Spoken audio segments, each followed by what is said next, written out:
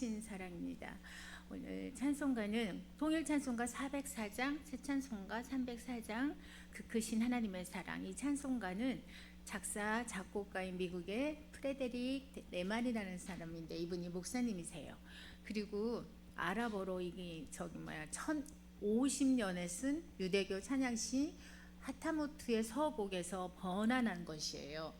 이 시예요. 그래서 이게 18개 국어로 이렇게 번역을 합니다. 그리고 1919년도에 캘리포니아 이렇게 파사데나에서 작사 작곡을 해가지고 그 해에 똑같은 해에 출판을 했어요. 그리고 이 노래는 남다른 노래들이라는 Songs That Are Different라고 해서 이 제2권에 처음으로 실렸고 1924년에 이렇게 남다른 노래들 1에서 5권의 합본의 7장에 실린 곡입니다.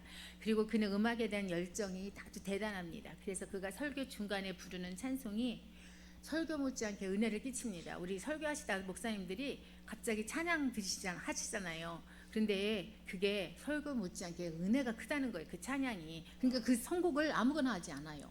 거기에 맞게, 어디에? 설교 주제에 맞게, 오늘 그 내용에 맞게. 그러다 보니까 너무나 은혜롭죠. 혹시 일반 주일 예배 때도 그렇게 하시지만 특히 부흥 강사님들이 그런 거 많이 하세요. 중간중간에 유행가도 섞었다가 가사 이렇게 이런 것이 했다.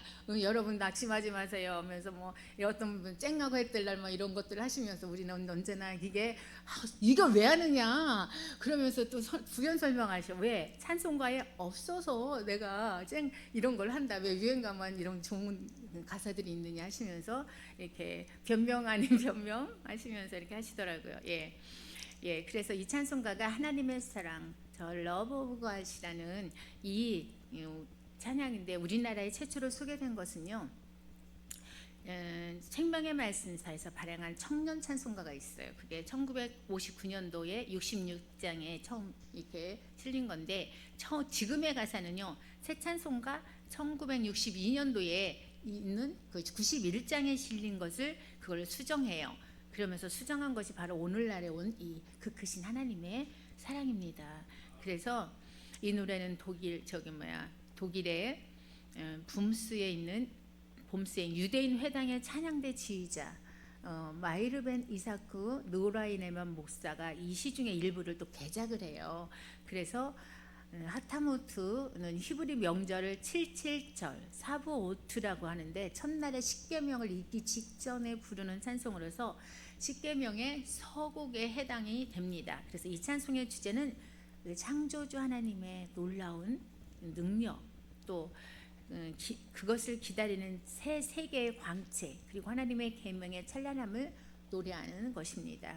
이 시는 난해한 아랍 문학으로 쓰여 있지만 그 함축된 뜻을 영어로 번역하기란 그러니까 너무 불가능하다는 거예요. 그래서 작곡자 프레드릭 레만은 이 목사님은 1868년에 독일 슈베린의 메크렌부르크에서 태어나서 미국 캘리포니아 파사데나에서 살다가 하나님의 부름을 받습니다. 그의 가족은 레만이 4살 때 미국으로 이민해서 아이오와에 정착해요.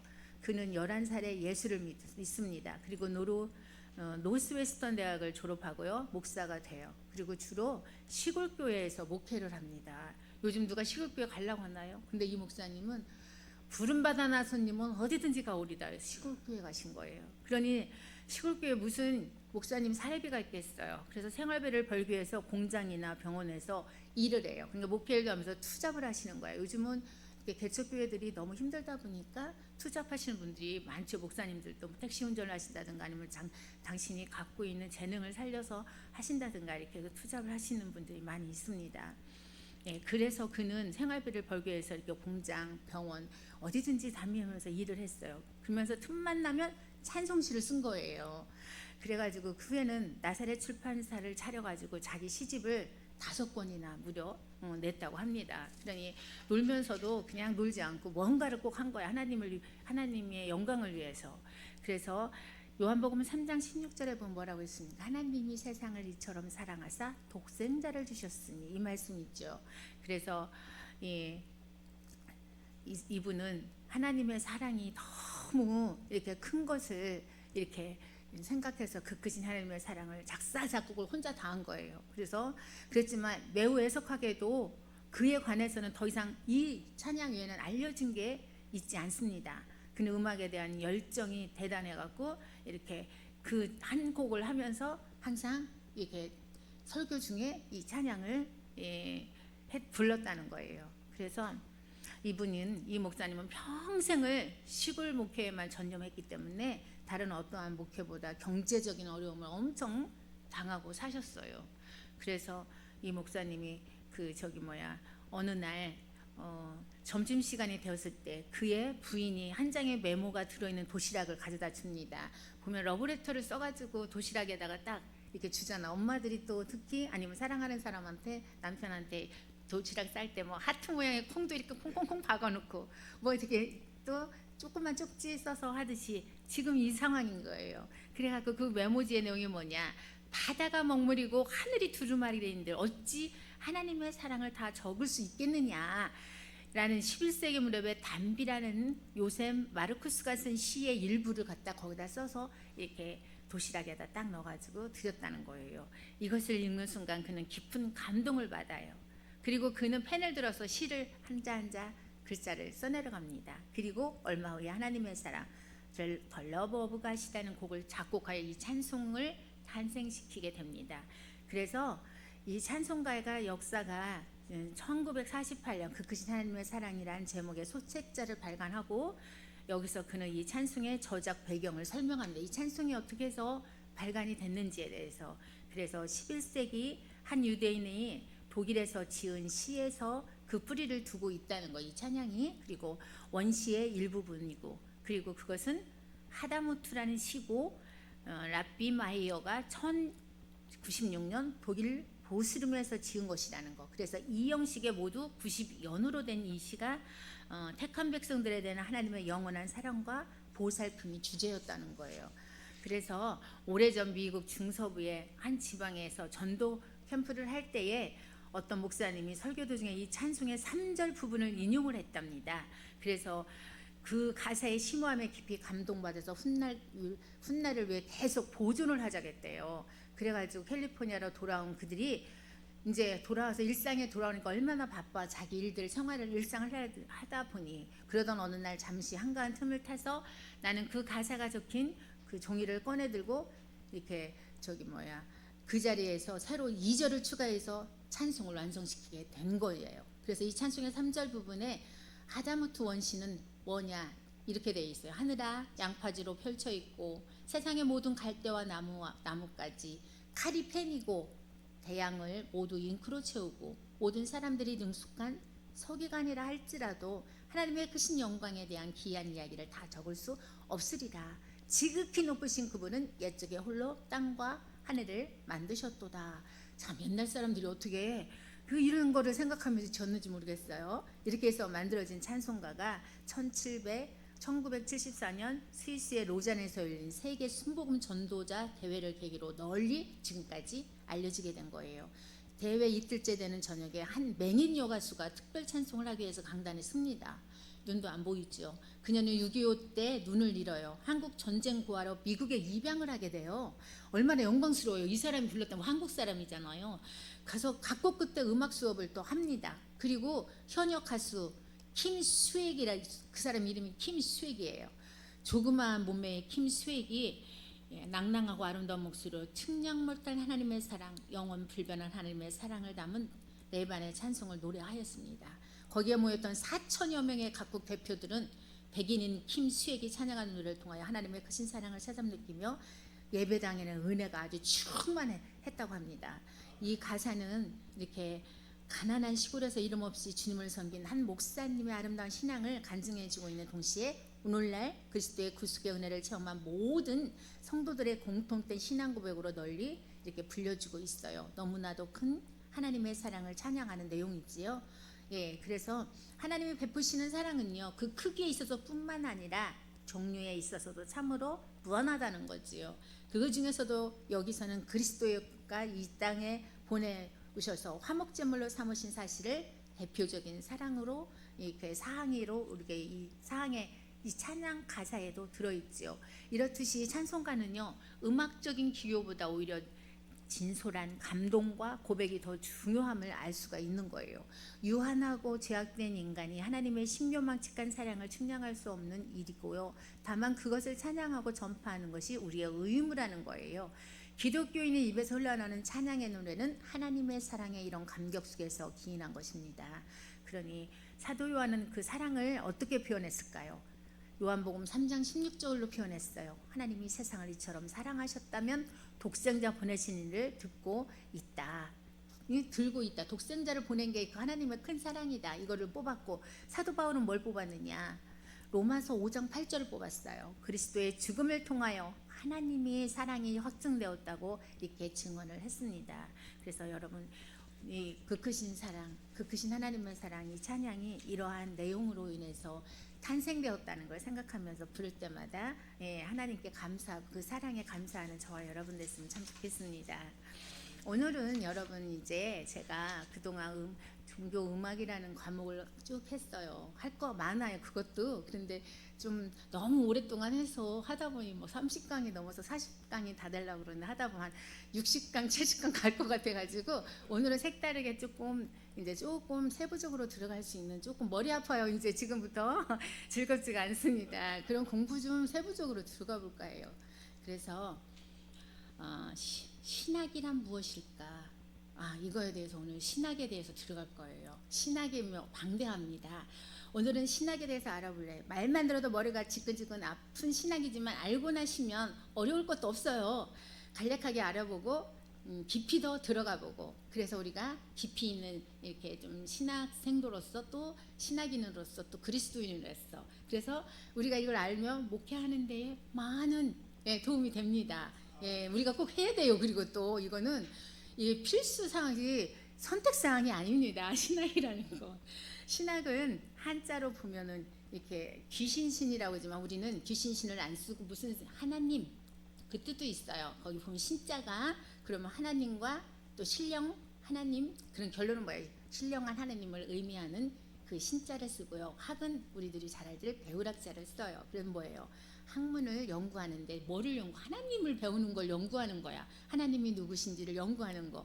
우리 보면은 하나님을 알으라고 막 그거 성경에도 있죠. 그렇듯이.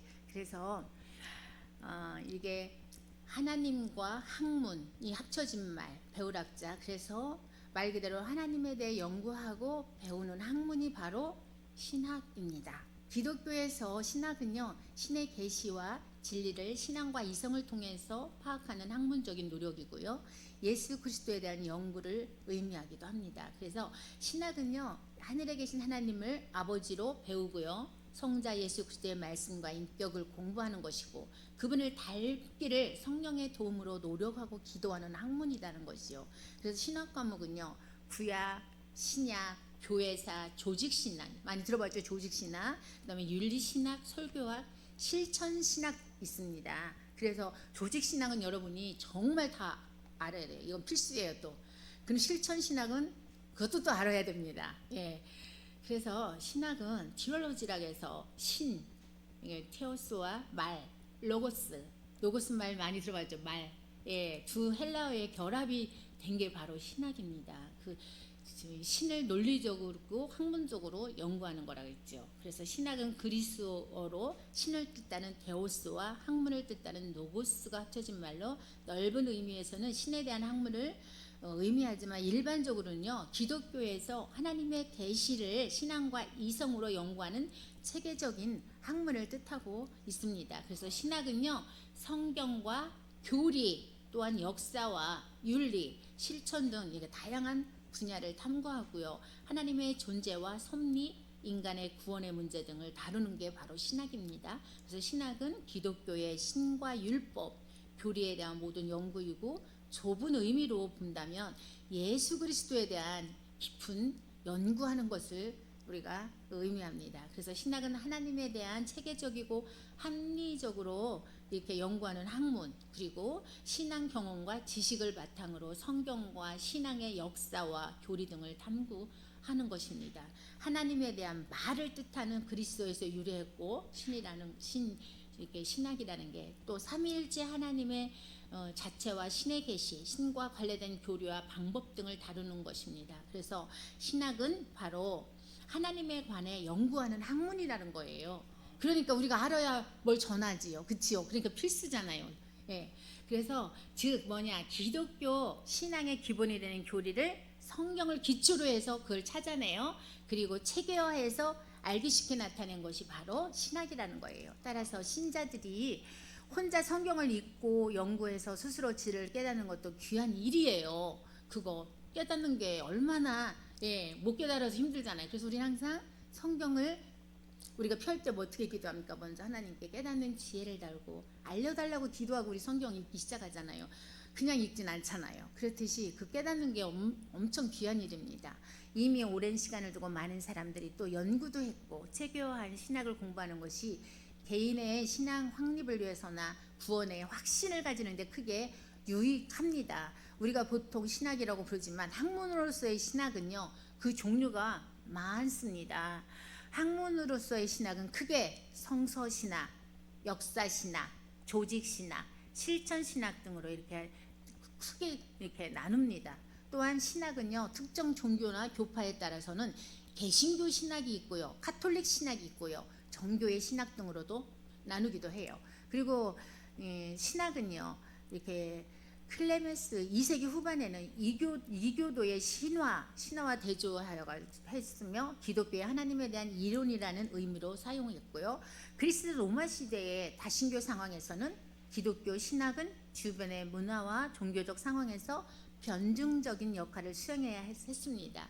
그런 의미에서 신학은 하나님에 대한 논증이고 그의 구원 사업과 섭리에 관한 설명, 그에 대한 신앙적인 요청을 수행하는 작업을 의미하는 것입니다. 그리고 중세를 거치면서요, 신학은요 주제별로 체계화가 이루어지면서 이렇게 이론적으로 정립이 됐고요, 학문적으로 또한 발전하게 됩니다. 그래서 기독론과 삼위일체론, 교회론, 성령론, 구원론, 종말론과 같은 교의가 체계화되어요. 그게 바로 조직신학에 다 들어있죠. 12세기 이후 유럽에서 대학들이 생겨나면서 신학은요 새로운 의미를 가지게 됩니다. 오래된 대학들은 대체로 네 분야를 가지고 있는데 어떤 분야냐? 교양, 그 다음에 의학, 그 다음에 법학, 신학 구분해서 이렇게 나누잖아요. 그리고 또한 신학은요 초기에는 하나님에 대한 이론에서 기독교 전체 교리를 의미하는 포괄적인 뜻으로 사용됩니다. 종교 개혁자들은 신학을 단순히 학문적으로만 여기지 않았어요.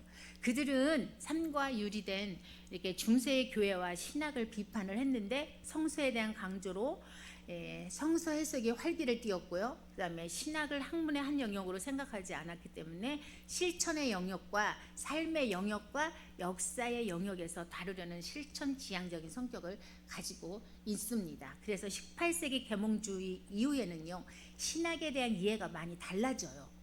계몽주의는 학문 전반, 사회적 구조, 자연과학의 발전 등 다양한 측면에서 큰 시대적 변화를 이야기하는데요. 이로 인해서 신학 분과에 대한 중요성도 떨어졌어요.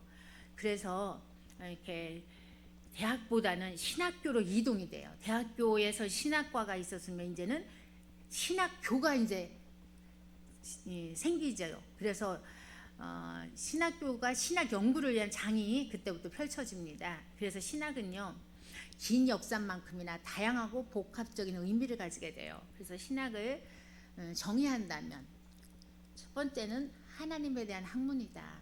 하나님에 대한 대사유를 하고 말하고 연구하는 학문이라고 볼 수 있고요.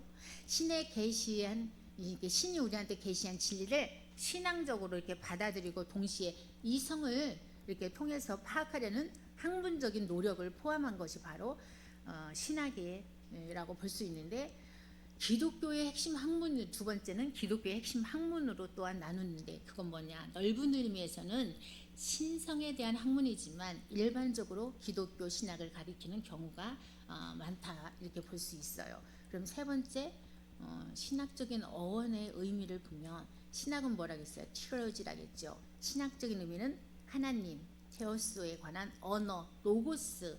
영어로 보면 티올로지는 신, 데오스와 말씀, 이성, 학문, 노고스의 합성어예요. 그래서 이것은 한자 신학의 의미와 일맥상통한다는 거지요. 신학의 정의는 뭐예요? 하나님에 대한 신앙을 체계한 것이다. 이렇게 말할 수 있어요. 그래서 궁극적인 실체인 하나님에 관해서 그의 사역에 관해 또한 우리가 믿고 있는 바를 체계적으로 언어를 통해 설명하는 것이 바로 신학을 말하는 건데, 그리스도인이 하나님에 대한 신앙을 가지고 있고요. 그것을 끊임없이 반성하고 있는 한 신학은 모든 그리스도인의 이렇게 사유 활동이 될 수 있어야 한다는 겁니다. 그래서 신학은 예수 그리스도의 인격을 통해서 믿음의 공동체를 창조하는 기본 신념들에 관한 이렇게 일관되게 생각하는 것이라고 D.L. 무디가 정의한 것처럼 그리스도의 인격, 그다음에 인간의 믿음, 그다음에 공동체의 창조에 초점을 두면서 이것을 일관성 있게 생각하는 것이라고 볼 수가 있어요. 예를 든다면 하나님은 어떤 분인가? 그리고 우리는 하나님을 이해할 수 있을까? 또 도대체 하나님이 존재하는 걸까? 이런 질문들이 있을 거 아니에요. 그리고 또 왜 하나님은 이 순간에 내가 어려운데 도와주지 않는 걸까? 이런 것도 또 궁금증이 생기고, 우리는 정말 죽으면 구원을 받을 수 있을까? 이런 생각이요. 또 그렇다면 우리는 어떻게 해야 구원을 받을 수 있을 것인가? 그 구원의 과정에서 하나님이 하신 일은 무엇일까? 우리가 또한 해야 할 일이 또 있다면 무엇일까? 이런 거요. 이런 질문에 납득할 만한 논리를 이렇게 가지고 설명을 해내는 작업이 바로 뭐냐? 신학인 것입니다. 그거 물어보면 우리가 어떻게 해야 돼요? 연구를 해야 그거를 또 답변을 할 거 아닙니까? 하나님이 어떤 분인가 하면은 그걸 답변을 해야 되고, 구원을 어떻게 해야 받는지 또 답변을 해야 되잖아요. 예수를 믿음으로 하는 거지 구원을 사는 것도 아니잖아요. 그렇지요? 그렇듯이 그런 것들을 우리가 연구해서 만들어내는 거, 답변에 대한 그 질문들을 우리가 할 수 있게끔 그 작업하는 게 바로 신학입니다. 신학에 대한 학술적 정의는 피조물의 구원과 관련하여서 하나님에 관한 지식과 신앙을 체계화하는 것이에요. 그래서 신학은 뭐냐? 하나님과 인간, 인간과 인간, 인간과 자연과의 상호 관계, 이렇게 파괴된 관계를 구원과 해방의 관점에서 예수 그리스도의 인격과 또한 사역에 대한 믿음을 통해 회복하려는 그거, 또 지적이고 이해이고 실천적인 행동인 반성이라고 또한 정의할 수도 있다는 거예요. 그래서 신학은 여전히 우리가 규정하기 어려운 주제예요. 어렵잖아요. 뭐다 딱 이렇게 정의하기도 어렵고. 예. 그래서 첫 번째 신학의 대상, 서브젝트, 이제 관련이 있는데, 대상은 신학이 이게 대상과 관련이 있다는 거는 이렇게 우리가 신학에서 신은 뭐예요? 단순히 인간의 인식이나 대상이 아니라 항상 살아있는 존재잖아요. 신이 죽으면 뭐 어떻게 돼? 살아있으니까 그걸 믿죠. 우리는 죽은 신을 믿는 것이 아니고 살아있는 하나님을 믿잖아요. 예, 그래서 살아있는 존재, 스스로의 주체가 되는 거예요. 이로 인해서 신학은 신이라는 대상의 모함과 함께 신이라는 대상이 객체가 아니라 주체가 돼야 돼요. 주체가 될 수 있는 문제를 가진다는 거죠. 두 번째는 또 들어본다면 신학은 학문성과 신앙의 고백적인 측면을 동시에 가지고 있다는 거지요. 학문이라고 할 때 다루는 주제에 대한 진술의 타당성을 위해서 객관성을 가져야 하지요. 하지만 동시에 신학은 뭐냐? 신에 대한 종교적 고백을 포함하는데, 종교적 고백이란 뭐예요? 주관적인 신앙의 차원을 포함하고 있는 거죠. 이런 갈등은 신학과 다른 분야의 관계성 속에서 좀 더 살펴볼 수가 있어요. 그래서 신학은 교회 목회와도 결코 분리될 수가 없다는 거예요. 목사에게 다른 신학의 정립은 필수적이에요. 바른 신학이요. 목사가 바른 신학을 해야 그 양들이 천국을 가지, 잘못 인도하면 다 어디로 가요? 지옥 갈 수밖에 없어요. 그래서 바른 신학을 정립하셔야 됩니다. 그래서 바른 신학에 근거하지 않은 설교나 목회는 무책임한 거예요. 신학은 성경에 계시된 하나님의 진리의 체계적 지식이기 때문입니다. 그래서 바른 신학을 가지고 이렇게 설교하고 교인들을 인도해야 할 줄 믿습니다. 그리고요, 신학이 무엇인지, 학문으로서의 신학은 가장 오래된 분야 중에 하나가 바로 신학이에요. 그런데 신학이 무엇인지를 정의하기는 쉽지가 않다는 거예요. 오래는 됐는데 신학이 무엇이다 라고 딱 이렇게 무자를 딱 잘라서 뭐가 되는 게 아니고 수학처럼 정답이 딱 있는 것도 아니에요. 우리 살아보면 삶에 정답이 없어요. 그렇죠? 어떻게 해야 정답이에요? 자녀를 키우는 것도 그렇죠. 딱 정답 교과서가 있어서 그대로 키워진다 해서 딱 됐으면 얼마나 좋아요. 딱딱딱딱 안 되잖아요. 집집마다 또 틀려요. 우리 애는 이렇게 했을 때 됐어죠. 우리 애는 그렇게 해도 안 돼. 이게 정답이 없어요. 그렇죠? 그렇듯이 적절한 비유인지 몰라도 신학이 무엇인지 정의하기는 쉽지 않다는 거예요. 기독교의 신학은요, 약 2000년의 긴 역사를 가지고 있어요.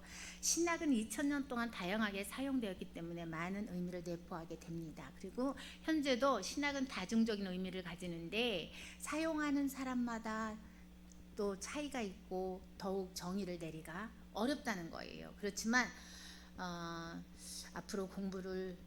앞으로의 여러분의 공부를 위해서 신학에 대한 간단한 정의를 내려볼 필요는 있습니다.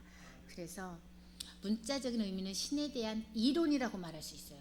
이 뭐에 신학에 대한 정의는 문자적으로 정의를 내린다면 의미가 신에 대한 이론이다라고 말할 수 있고요. 좀 더 확대해 보면 신에 대한 이해를 학문적으로 체계화한 논리다라고도 말할 수 있죠. 그래서 인간이 하나님을 이해하고 하나님에 대해 연구를 하고 하나님에 대해 인식한 것을 학문적인 체계로 서술한 것이 바로 신학입니다. 물론 이 정의는 사정적인 규정이며 실제로는 더 다양한 의미로 사용될 수가 있다는 거죠. 그러니까 이런 정의는 사전적으로 내려져 있는 정의인 것이에요. 인간이 신을 공부하는 방법은 다양할 수 있어요. 그러나 기독교는 대표적으로 두 가지 방법을 통해서 신을 이해를 합니다. 하나는요, 하나님의 말씀인 성경을 공부함으로 신을 이해하죠. 하나님이 누구신지 뭘로 갖고 알아? 성경 말씀을 통해서 하나님의 말씀에서 기록한 말씀해 주신. 두 번째는 교회의 전통과 역사를 공부함으로 신을 이해합니다. 기독교는 성경과 교회의 전통을 연구함으로써 하나님에 대한 이해를 이렇게 알 수 있게 되는 거예요. 그 신학의 의미는 그래서 기독교 역사 초기인 교부 시대부터 이 말이 사용되었어요. 신학이라는 용어, 이 말이.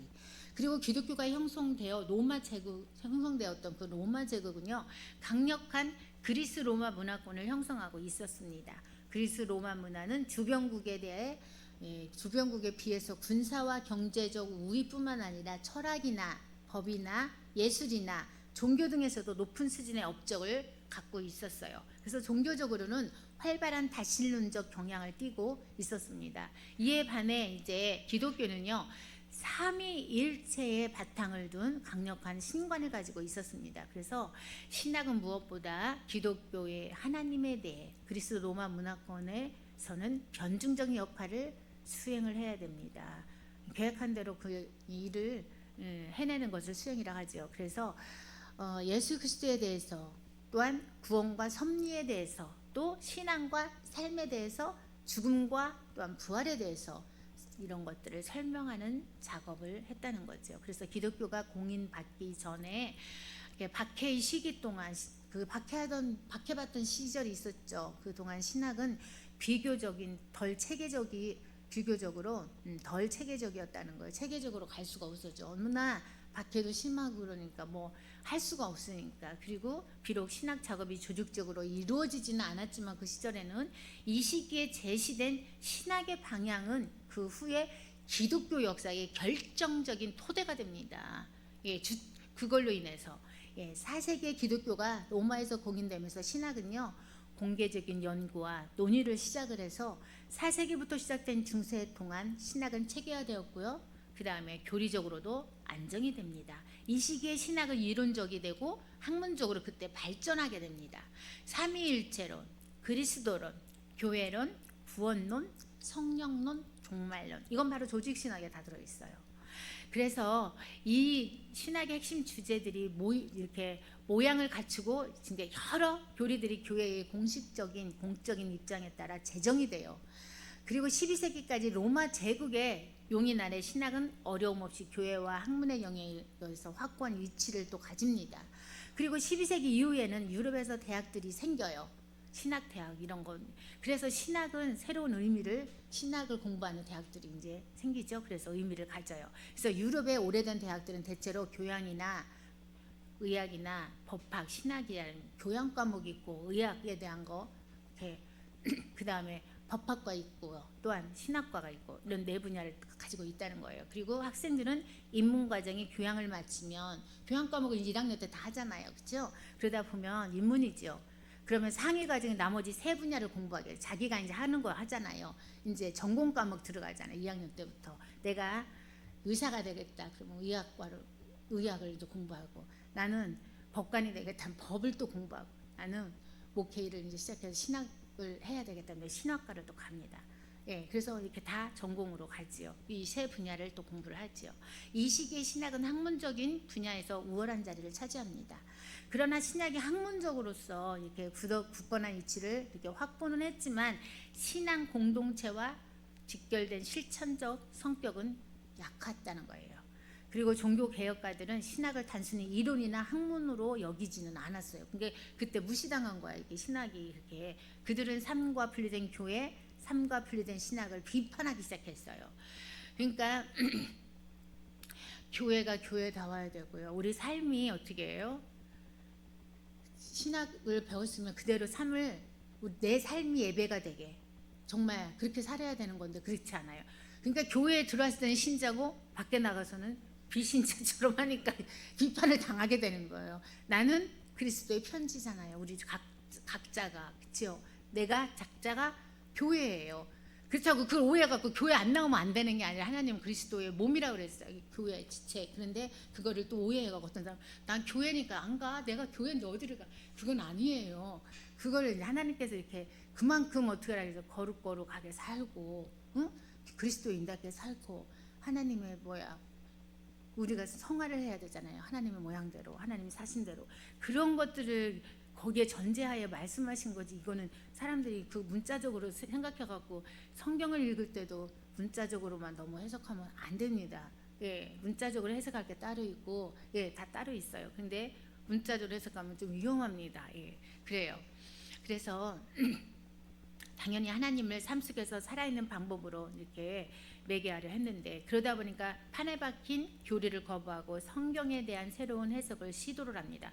그러다 보니 2단 3단이 나오는 거 아니겠어요? 성경을 성경대로 그대로 빼지도 않고 더하지도 않고 그대로 믿고 전해야 되는데, 자기가 생각한 거, 내 생각이 들어가면 성경에는 안 된다고 했어요. 그 2단대예요. 이제 그러다 보면, 예, 이것이 오직 성경이라는 종교 개혁의 모토로 나타나는데, 이 시기에 신학은 삶과의 역사의 영역에서 다뤄진 실천적인 성격을 가집니다.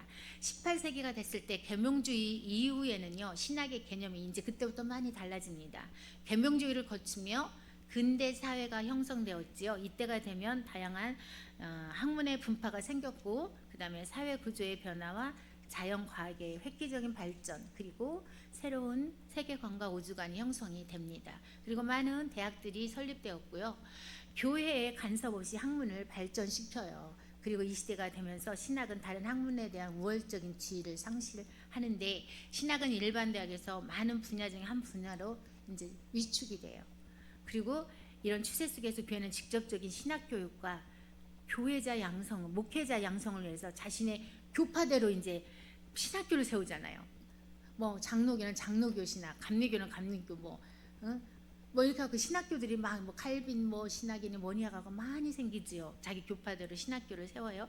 이 시기에 신학은 대학에 속하는 학문의 한 영역을 말하기도 하는데요. 목회자가 되기 위한 일정한 교육 과정을 의미하게 됩니다. 왜요? 신학교를 나와야 목회자가 되잖아요. 이제는. 그렇죠? 예, 공부를 해야. 20세기에 들어옵니다. 예, 신학은 다양한 의미를 가지고 있고, 기독교 진리를 반증하는 의미, 또 학문적인 작업과 그다음에 교리와 교파가 지향하는 신앙의 이론 작업과 목회자가 되기 위한 교육과 훈련의 의미 등으로 신학이 사용되게 됩니다. 그리고 최근에는 신학을 명사적으로 사용하지 않고 신학하다 이렇게 동사적으로 사용하기도 하는데요. 신학은 오랜 역사만큼이나 다양하고 복합적인 의미를 가집니다.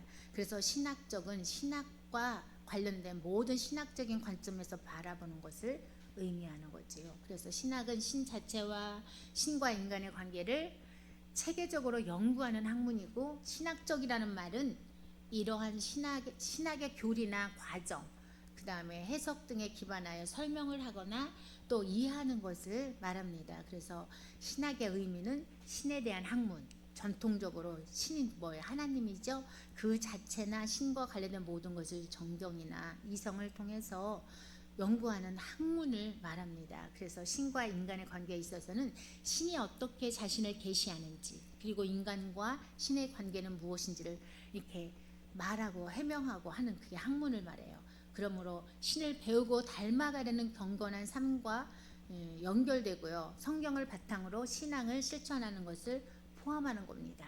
그것은 바로 성경 본문뿐만 아니라 교리의 역사적인 의미를 파악하는 것까지 포함할 수 있어요. 그래서 신학적인 관점에서 신학을 본다면 특정 사건이나 현상을 신학적인 렌즈를 통해 바라보고요. 그런 관점으로 바라보며 그 의미를 분석하는 거지요. 그것은 단순히 지식을 아는 것을 넘어서 신학의 원리를 바탕으로 생각하고 판단하는 과정을 말하는 것입니다. 그래서 신학은 하나님과 관련된 모든 것을 연구하는 학문이지요. 이제 마무리하는 거예요. 기독교 신앙과 성경을 체계적으로 탐구하는 학문적인 활동이고요. 사전적으로 신학은 하나님과의 하나님의 말씀, 하나님과 말씀이라는 의미를 가진 그리스어에서 유래됐다고 제가 설명해 드렸고, 하나님의 본질과 속성과 역사와 인간 간의 관계 등을 연구하는 겁니다. 신학은 단순히 지식적 이해에 그치지 않고 신앙의 실천과 삶의 방향을 제시하는 데 초점이 있다는 거예요. 신학의 주요 내용이 뭐냐? 신학은 신앙의 영역에 속하지만 신앙의 대상인 하나님을 이성으로 파악하고 이해하려는 학문적인 노력을 포함한다는 거지요. 그래서 신학은 성경을 기독교 신앙의 핵심으로 보고, 두 번째는 성경에 나타난 하나님의 말씀과 가르침을 깊이 연구를 하는 것입니다. 교리는 뭐예요? 기독교의 주요 교리, 즉 삼위일체, 구원, 교회, 또 핵심적인 진리 체계를 연구하고 설명하는 거예요. 그리고 교회사를 보면 기독교의 역사 속에서 이렇게 신학적, 교회적 사건들을 연구하고 현재 기독교를 이해하는 데 필요한 내용을 다루는 겁니다. 실천 신학은 또 뭐냐? 설교학, 그다음에 기독교 교육학, 목회 상담학, 선교학, 이런 거 들어보셨죠? 이게 바로 조직 신학에 들어있는 게 아니라 실천 신학에 들어있는 과정입니다. 그래서 설교학 공부한다 그러면 실천 신학 공부하고 있구나, 이렇게. 목회 상담학을 공부한다 그러면 뭐예요? 실천 신학 공부하고 있구나. 그래요. 그래서 선교학도 실천 신학에 속하는 겁니다. 그래서 신학적인 지식을 실제 교회와 공동체와 신앙생활에 적용하고 실천하는 분야를 다루는 게 실천 신학입니다. 신학에서 배우는 건 뭐예요? 전공, 학문, 특별한 학문과 그다음에 경건한 학문인데, 경건한 학문을 배우는데, 신학은 하늘에 계신 하나님을 아버지로 배우고 성자 예수 그리스도의 말씀과 인격을 공부하고 그분을 닮기를 성령의 도움으로 노력하고 기도하는 학문이라고 그랬어요. 그래서 신학 과목은요, 과목을 구분해 본다면 구약, 신약, 교회사, 조직신학, 윤리신학, 설교학, 실천신학 등으로 이렇게 구분할 수가 있어요. 참고적으로 이게 전공 과목, 이게 필수 전공 과목을 본다면 구약 개론 하셔야 되고요. 그리스어 기초, 그 다음에 기독교 교육 개론, 기독교 윤리학 개론, 목회 신학, 선교 신학, 신학 개론, 조직 신학 원론, 히브리어 기초, 이런 것들 등등 하시면 되고, 필수는 이렇게 보면은 필수 과목이 여러분한테 있어요. 꼭 해야 되는 게 뭡니까? 히브리어, 헬라어는 필수 과목이에요. 그래서 히브리어 성경, 헬라어 성경, 이런 것들은 원래 해야 돼요. 그래서 히브리어 가르치는 이렇게 교수님이 계실 거예요. 그럼 그거 꼭 들으셔야 돼요. 빼지 말고. 근데 설교할 때 히브리어 어디 가서 히브리어로 설교는 안 하지만 일단 원어를 알아야 뭐를 하죠. 근본을, 뿌리를 알아야 설교할 때 성경을 볼 때 알 수 있지 않겠습니까? 그래서 과목이 많아요. 그래서 보면 공간복음 해석, 교리사, 구약, 구원론, 기독교 복지 선교 해갖고 막 엄청나요.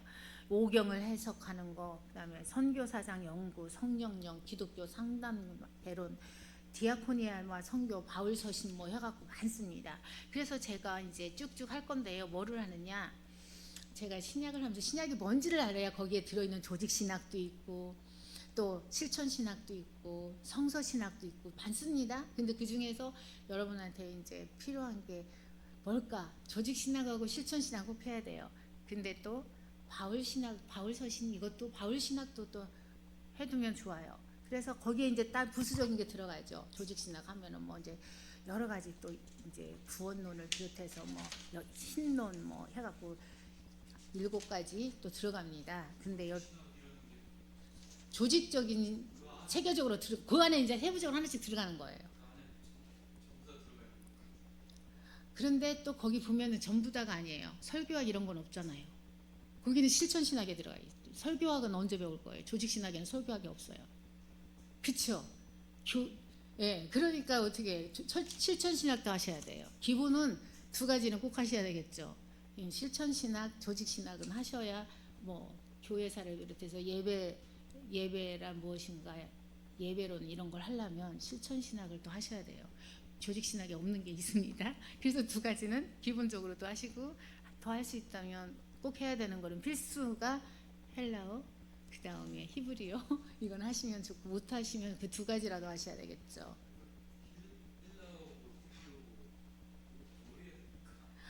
그거 교수님이 그거 이거 헬라어 처음에 우리 외국어를 배우려면 영어도 알파벳 알파벳부터 기초를 배우잖아요. 그 기초를 알려주시면 그거를 갖고 이제 하나하나 다 외워야 돼. 그게요. 히브리어도 그 다음에 헬라어도. 그러면 그걸 갖고 우리가 이제 읽는 거잖아요. 영어도 하나하나 ABC들을 알아야 이게 발음이 어떻게 되구나 해서 읽듯이 그거 하셔야 되죠.